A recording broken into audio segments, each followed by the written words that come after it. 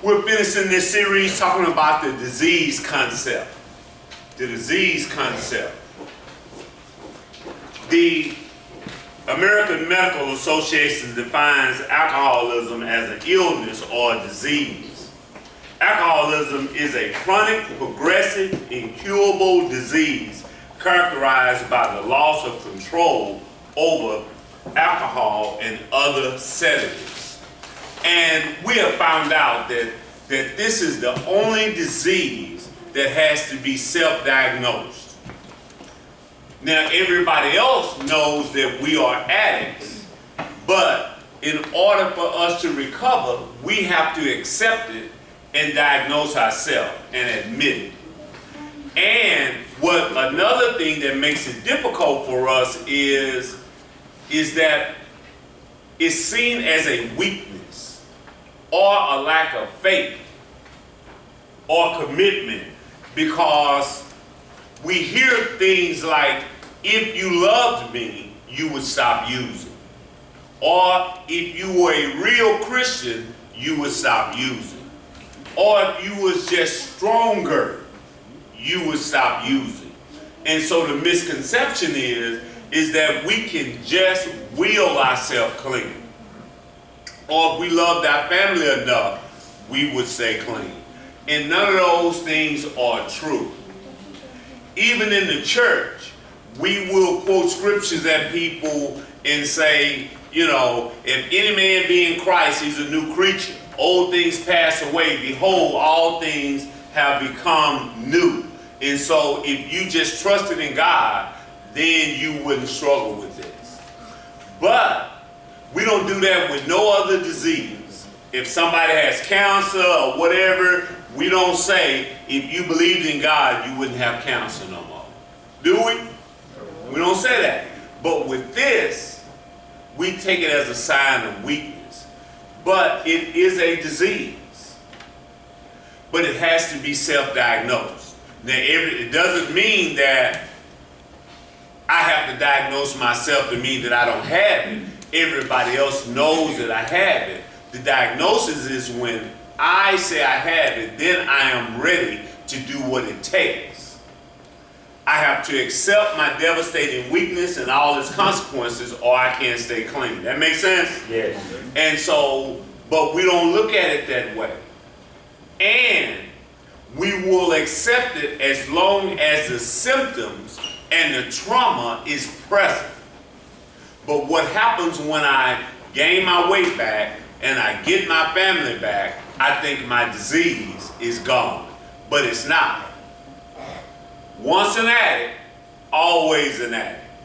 Let me explain that before we go to the next slide. What all that being an addict means is that I can't use successfully. That is the only I can't in being an addict.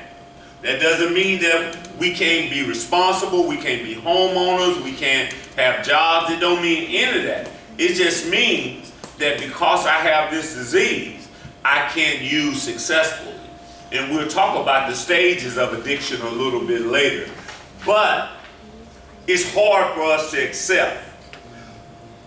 It says once an alcoholic takes the first drink after a period of being sober or abstinence, he or she cannot predict with any reliability whether he or she is going to have a normal or abnormal drinking episode. Therefore, they cannot control their addiction.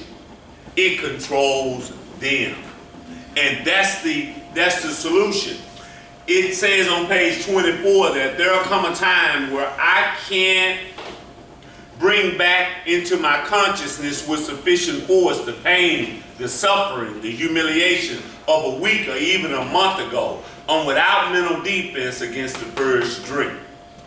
It also says, in the doctor's opinion, it says this, that non-alcoholics drink for the taste.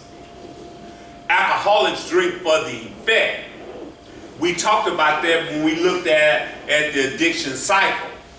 When alcoholics drink, we're drinking to enhance something or we're trying to escape something. We don't care nothing about how it tastes or how pretty the glass is. That's how you know an alcoholic from a non-alcoholic. Non-alcoholics get the pretty drinks with the umbrella in them and all of that stuff. Alcoholics don't want that. We want something that's going to get us to where we trying to go quick, right? We don't care about how it tastes, and we ain't eating no salt from around the glass. We looking for the effect of it. And that's what separates alcoholics from non-alcoholics. And it is the unpredictable outcome that we don't know. One of the most dangerous things for us is sometimes we can use and nothing happens. And the show will go off exactly the way we had planned it to go.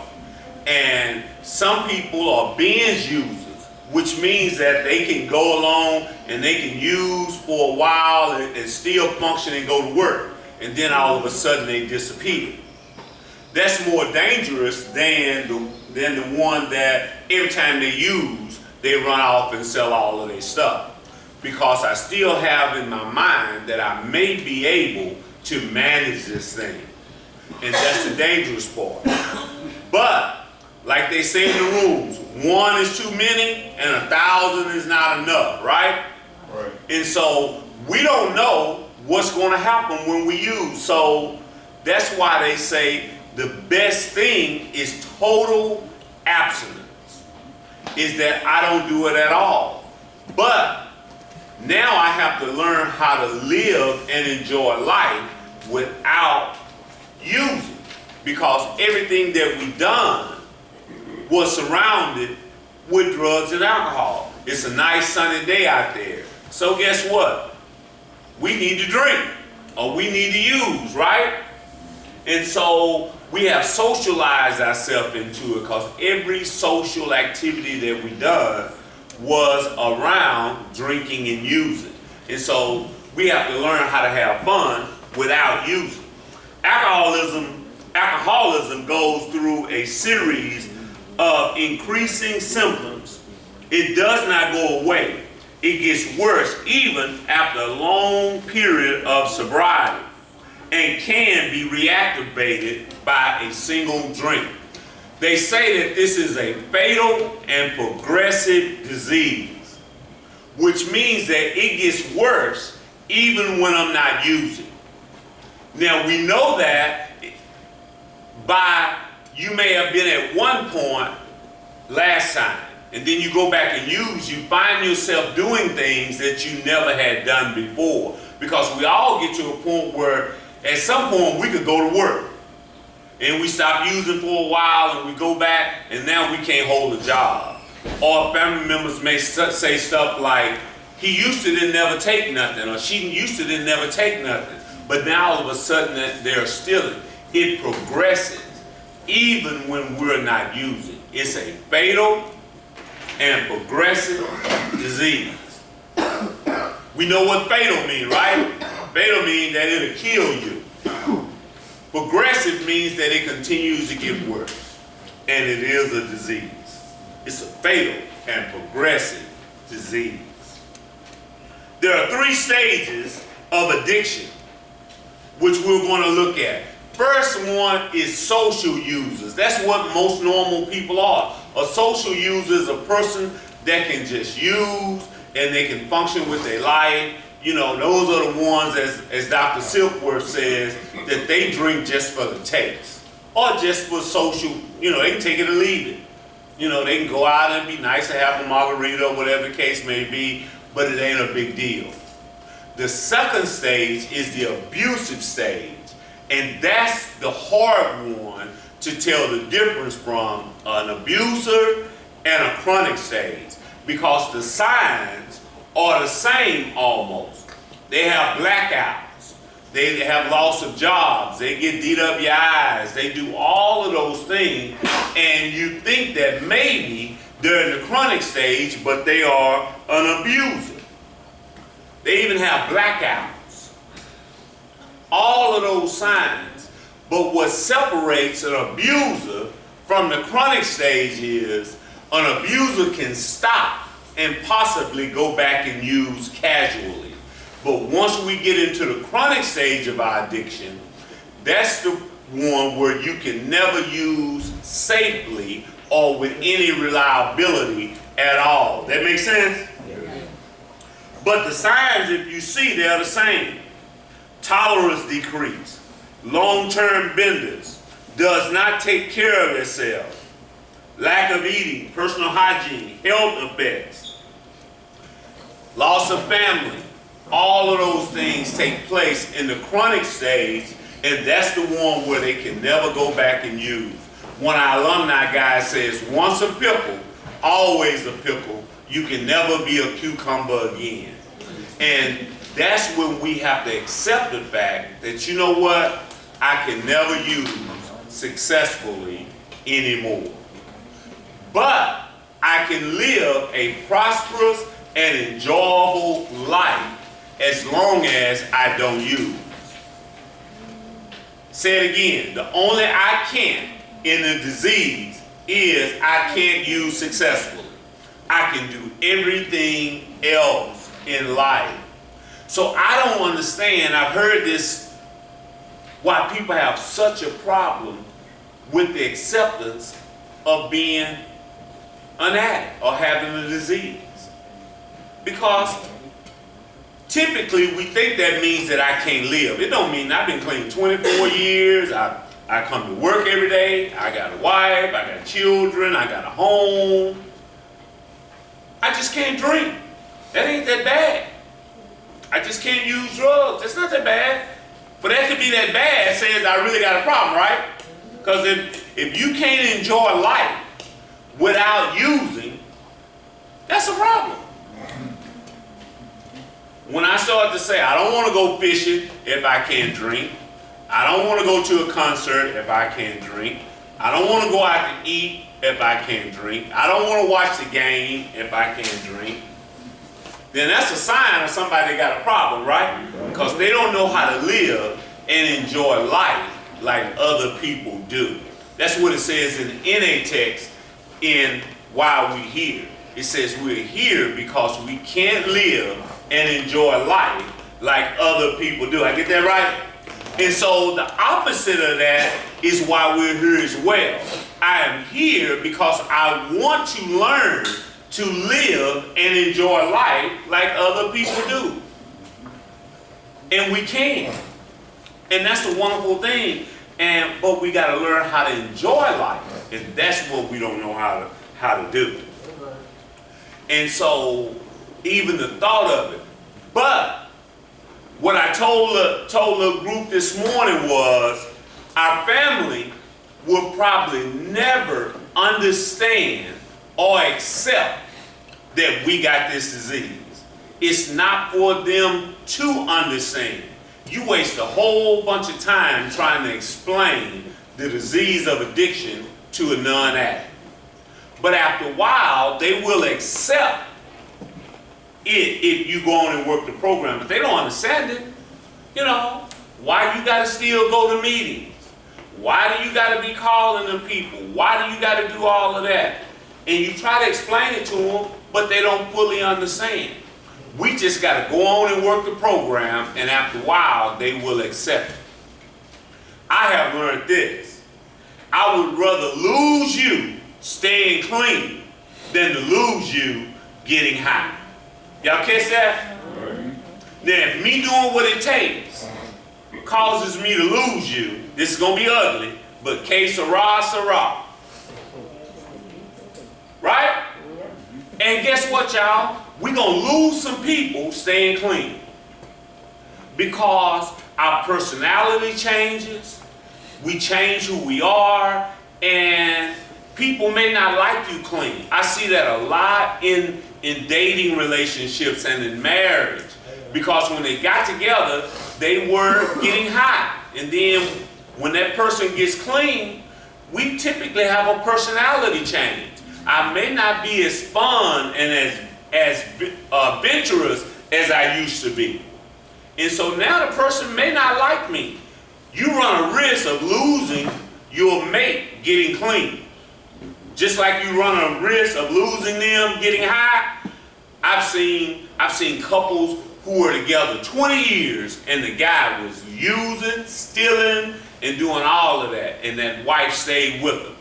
And when that brother got clean, they got a divorce. Now you would think that if she could go through all of the trauma of using, she could sure go through some trauma of staying clean. But she no longer liked the brother. Why? For a lot of reasons. I'll explain one. Typically, once I get sober, I start being responsible and I want to get re-engaged in the family. But your mate may not have ever considered you as an equal partner. But now you are clean and you got an opinion and they don't like that. Yeah. You know, because they could control everything. And now you clean and now you talking about how she going shopping or what she doing with her money. It's like, whoa, you ain't got no say. You just bring your money home and give it to me like you always have. But now I'm clean and I got an opinion.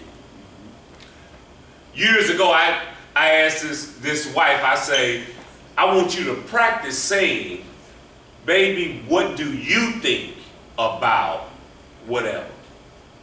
And she said, I've never even had to consider what he thought about nothing. I said, well, I'm not saying he has to make the decision, but it ought to be good to just practice saying, what do you think? But just imagine you've been in a relationship and you have never even had to consider what your mate thought. And now all of a sudden, they're asking you questions. It's a thing called enabling and codependency. And some people, when they're codependent, they never want to be in an equal relationship. That's why they keep choosing people that can't stay clean. Because they didn't want an equal partner. If they did, they would have got one. But they chose you. And so sobriety becomes disruptive. That seems odd, but it's true. I've seen that a lot, where sobriety becomes just as disruptive as sobriety does, as using did. Because now this person is clean. This person has an opinion. This person has some rights. And you're not used to that. You know, one more, this brother had been using for a few years. Good news, he's clean. He's been clean probably about 16 years now. But when he went back home, one of the devastating things for him was he was sitting on the couch and he and his wife and his son just walked right past him and said, Mom, can I go over Joe's house? And he said, whoa, son, don't you see me sitting here? And the little boy just said, oh, I'm so sorry, Dad. You be gone so often, I'm not even used to asking you. And the boy didn't mean no harm. It was just, dude, you always out smoking crack. You're not here. He didn't mean any harm. But then when he came home, he had to learn how to re-engage in his family without disrupting it. You see what I'm saying? Because now he's like, whoa, son, you need to ask me. So he had to learn how to parent again. And the family had to learn how to have dad at home and to consider him. And it took him a while to stop getting his feelings hurt, and took him a while to learn how to know that he couldn't just come home and put his feet down, but just to kind of just ease himself back into the house, rather than just, y'all gonna do what I say and do it like I say. And they like, what you do? Next month you probably gonna be out smoking crack again. So why are we gonna make all of these changes when you may not stay clean? That makes sense? Yeah. I know that's hard, but that's the truth. Out of every 10 drinkers, 3 experience problems and 1 becomes dependent. Only 3% of alcoholics are skid row. Everybody that drink don't become an addict. And it's a very small percentage of us that get to the chronic stage. And we have to know that. And the reason I put the skid row there is we all got a picture of what an addict is or what an alcoholic is, and if we don't fit that picture, then we don't identify as an alcoholic. I'm kind of old. Any of y'all remember the Andy Griffin show? Yeah. Otis. See, Otis was the town drunk. And when Otis would get drunk, he would just come in and go to jail and lock himself up and sleep it out. They didn't even have to go looking for Otis. Well, that was my picture of what an alcoholic was. And I ain't never went and turned myself in and, because I hadn't got drunk. So it was hard for me to consider myself an alcoholic. Or they had this picture of these guys with a stick with a little sack of food on the back walking down the railroad track. Because that was what the picture of an alcoholic was. And I didn't fit that. And so when we're able to maintain a job and all of that kind of stuff, we'd be like, no, I'm not an addict. Why? Because I don't fit that picture, whatever that picture is in our head. When you think of an alcoholic, what's the picture come to mind for you? A drunk, sloppy person. A bum.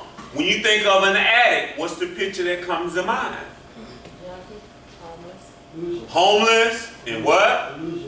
A loser. And so, for those of us who don't fit that particular picture, it's hard for us to identify with being an addict because we don't fit that picture. And so we say, no, I'm not that. I've done that for years. When my family would tell me, you got a problem, I say, I ain't got no problem. I got a place to stay. I got a car. I got this. So I ain't got no problem. So I lost all of that. And when you read in the 12 by 12, it's in step 1, it says step 1 raises the bottom so that we don't have to hit it. And it said it can spare us the last 10 or 15 years of literal hell. So Reverend Shelley used to say, it's like an elevator. I can get off on any floor. I don't have to go all the way to the basement. It's when I can accept the fact that I cannot use successfully, then I can start the process of recovery. But because denial is so strong, some of us got to lose everything and be Otis, and be the bum, and be the loser. But we don't have to. You can stop right where you are. But stuff will stop us from accepting that we are an addict. Stuff and people. And some of y'all family members, y'all are the problem because y'all can't stand to see us hit the bottom we need to hit, and y'all make this process so long. You do it for you because you can't stand it. You see what I'm saying? And so we will say, well, I ain't never been homeless, or I ain't never been without. Yes, you have. You just got family that kept you from getting to it. All right. Because if you couldn't hold a job, you would have been homeless if your family wouldn't have bailed you out. You see what I'm saying? And so we will say that, but we don't understand that it is our family and our mate that has kept us from hitting the bottom that we would have hit if we wouldn't have nobody to bail us out. Now that's a blessing, but sometimes that can be a hindrance too, you know, because sometimes y'all won't let us, and there's nothing wrong with that, you know, because love does what love does.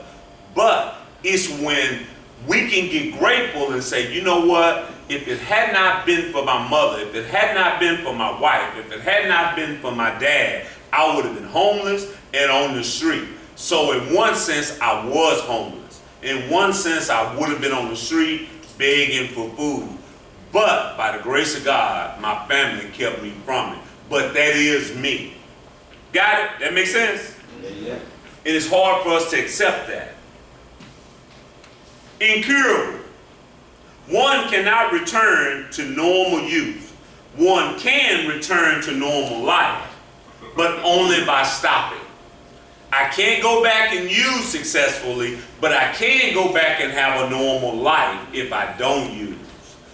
But we got to learn how to enjoy life again without it. And that is so difficult for us when everything that we've done included using. Disease, a condition in which bodily health is impaired and interferes with the ability of a person to function normally. That's what makes it a disease. It hinders my ability to function. And I talked about people call us weak or we want to stop. One of the things that families don't understand is they think we just want to do that. You just want to use. You want to be nothing. No, that's not true. Believe it or not, your family member been wanting to get clean a long time. They just didn't know how. Because being an addict means that I use when I don't want to use, and I use more than I intended to use. Nobody want to be out there drunk and laying on the ground. People want a house. People want, you know, they don't want that. And so we have to learn how to understand that people don't want that. One of the things I disagree with, and I hear it all the time in the rooms, that people would say, oh, he just wanted to go get high. Or the addict themselves would say, well, I had to go get high. You know, I needed that. No, you don't need that. And you didn't have to go get high. Now, what happens is the second part of step one says we admitted that we're powerless over our addiction. And the second part says that my life had become unmanageable. Now, I may not have the coping skills to deal with life on life terms. They say in this disease of addiction, at whatever age we start using, we stop maturing. Check this out. At whatever age I start using, I stop maturing. So, I start using chronically at the age of 12. I used every day from the time I was 12 till I got in here if I wasn't in jail or something. Every day. I smoked weed every day. The 7th, 8th, 9th, 10th, 11th, 12th grade, I was high every day. So you know what that means? And I came in here at 28. Chronologically, I was 28 years old. Emotionally, I was 12. And that is sad. 28 years old with the maturity level of a 12-year-old. Have you ever wondered why your family member act the way that they act and can't handle stuff? You know, because they may be emotionally 15, 16, 12. All right. Our average age in here now is probably 40. And most of the time, Miss Tabitha and I spend most of our day breaking up adolescent disagreements and arguments. They mess with my breath. Somebody took my toothpaste. I had 3 brothers in there the other day. I just sitting there, how old does this conversation sound like? Probably 10. I said, yeah, man. Come on, dude. I forget what were y'all arguing about? Somebody looking at me or something? You know, something like that, right? Shampoo. Yeah, shampoo. 3 grown men, and they don't like one another, they don't talk because somebody messed with somebody's shampoo. What age family members you think that is? And one of them, and the guy that they was accusing was bald head. Okay. For real. Like me. Like, yeah, I don't think that brother took your shampoo. Don't mean brother Ross. You got shampoo? Me either. But he might have been pouring it out or something. I don't know. It's not the point. The point is, y'all, we'll find ourselves in adolescent arguments, and it be real to us because emotionally, that's the age we are. I try to catch myself a lot of times, and I will ask myself, how old does this situation sound like, or this feeling? And I'll catch myself all the time acting 10, 12, 13, 14, and I'll be like, and I've learned to laugh at myself. because I do it all the time. You know, I came in here emotionally 12. I maybe in 24 years, let's just say I done 30. 30. Yeah, that'd be good, wouldn't it? Maybe. That's a little high though, but I'll go with that. That sounds good. But I'm 55 years old, and sister said, you maybe done made it to 30. But even 30 is not good for a 55-year-old man. I know I haven't caught up to my chronological age yet. I do know that. And so, how old were you when you started using it?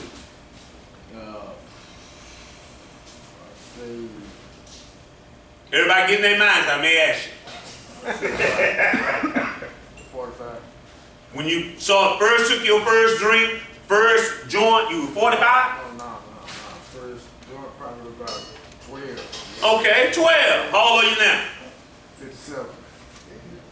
Your responsibility level and emotional level, where you think you're at? Right now, today, Right now, today. I would say 25. 25. Your mom said, oh no. Your mom said, oh no. Not 25. But we didn't even do 25. Now you 57, and you said that you're at an emotional level of 25. Let's all think about 25. 25, even when you're doing it right, you know, just kind of got out of college and you know, still kind of probably partying a little bit. You probably ain't all that responsible, even at 25, right? Some people are, but for the most part, everybody ain't that responsible at 25. But guess what? You got 57-year-old responsibilities with a 25-year-old mentality. And there's a lot of things that go with 57 that a 25-year-old can't handle. And that's what sends us back out, y'all, as a part of that. We have chronological age responsibilities, but we have a maturity level of an adolescent or a young adult. You know, I got a 26-year-old daughter and a 22-year-old daughter. They can't handle my life. Thank God they're not married and they ain't got no children and ain't nobody but them. Because they're right where they supposed to be. And they make good money. And they always come and ask me for some money because they don't want to spend their money up. So you know what? They're not ready to be 55. Because you know what? They got a daddy. That's take care. There you go. And that sounds like 22, right? There you go. Like, baby, what happened to your money, white money? Well, Dad, I didn't pay the ticket. That's 22. So I don't want her to go to jail, so I give her the money. You see what I'm saying? Amen. Now I'm hoping I ain't doing that when she 40. Then that's a problem. You see what I'm saying? Hoping. If I'm still here and on top of the earth, because shoot, that's about 20 more years almost. I probably ain't gonna have it. I'm 55. I'll be 75. I probably ain't gonna have no money to be paying no tickets. You got to go to jail. Or something. Maybe I'll be so old and feeble they won't come ask me. They'll feel sorry for me. Hopefully by then they become bringing me money instead of me. That's the plan. Amen. Right? For every parent, we'd be like, now, hopefully they be taking care of me rather than me taking care of them. 85% of relapses start with a gateway drug like alcohol.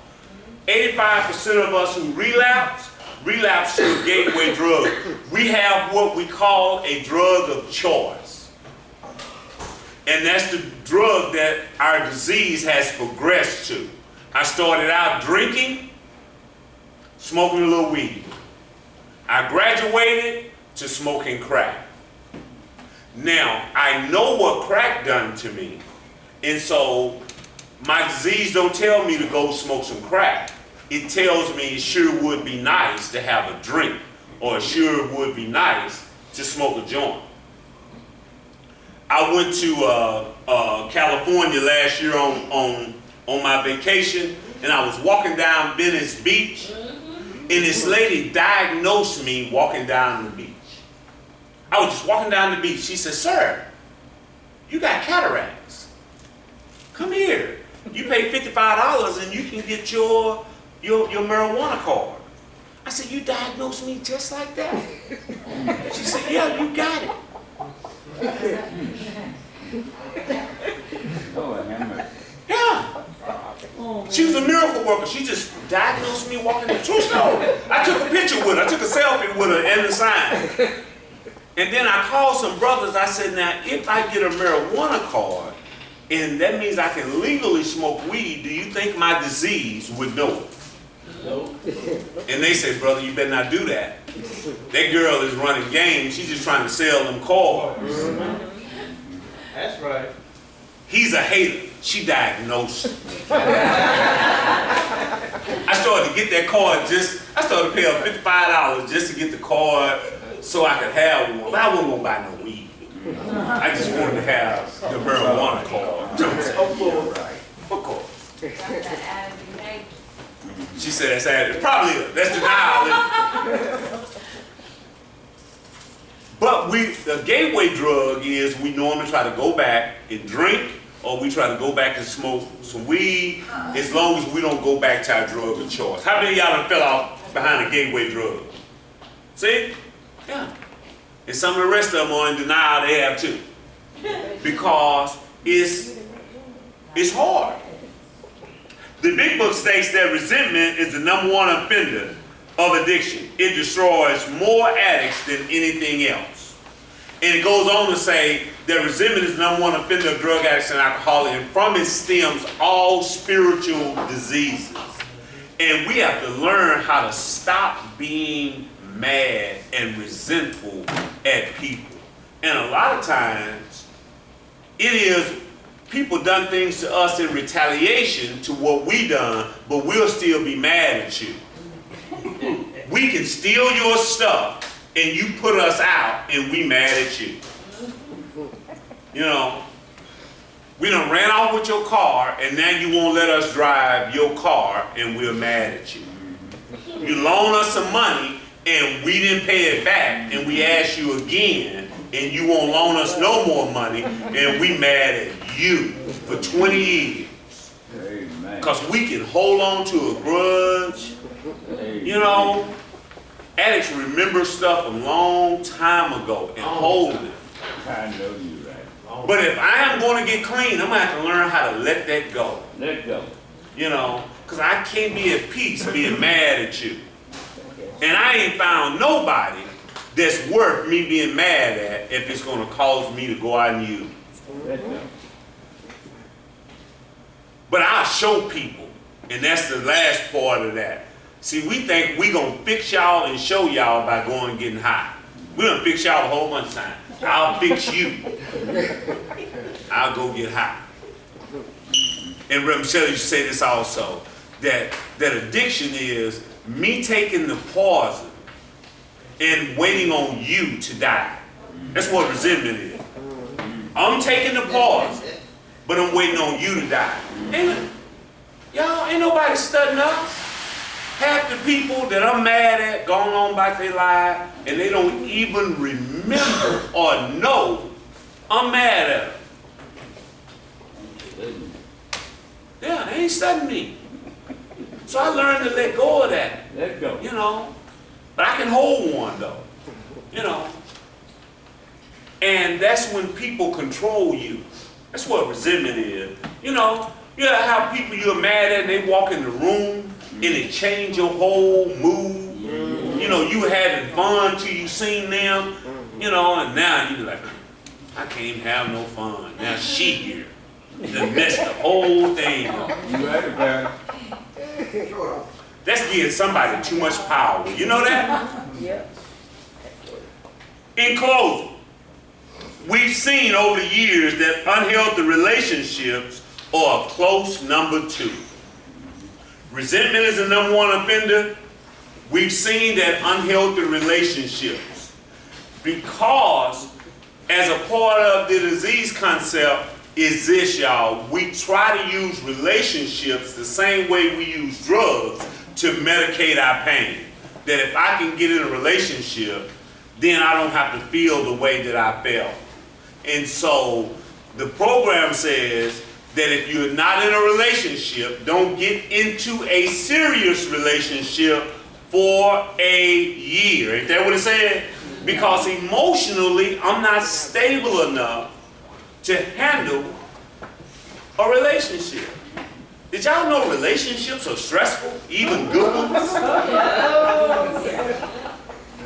People are a whole lot. Even a good relationship is emotional. You gotta dealing with other human beings is tough. And so the first person we need to learn how to date is ourselves. Man. Take you out on a date. Man. Learn to date you. And be faithful to that. That's why we teach here that if you're not legally married, what I say? Legally married, you need to get your own place for a year. You know, we don't believe in you going and staying with your mama, your sister. We don't believe in shacking, none of that. If you're not legally married, or if your family, if your mom is now old and she needs you here, and all y'all parents walked in here and they seem in pretty good shape, y'all don't need to go take care of your mama today. You know. So, family members, y'all need to stop coming and getting them. Let them get their own place. That be all right. Let them get their own place. Make them get their own place. Just say, baby, you know I love you, but you can't come here. Amen. You can't come here. Amen. And so, and we stay in that apartment for a year, we learn to date ourselves. That's what that's about. And we become responsible. Yeah, let's stand with that too. I came in here at 28, and I had never lived by myself. I never lived by myself. I was always moving in with somebody or something. And when I followed the program and stayed in an apartment by myself for 12 months, I learned how to deal with me. And I learned that I could pay my own bills and take care of myself, which made me a better mate when God blessed me with a wife. You see what I'm saying? Because I learned that I wanted a wife. I didn't need a wife. I wanted one, but I could take care of my own self, and that's what I didn't know that I could. I thought I needed a woman to pay my bills. I could even halfway cook. I could feed myself. I might not can feed y'all. You know, I ain't you, brother, but I can feed me. May not nobody else be all that happy with it, you know.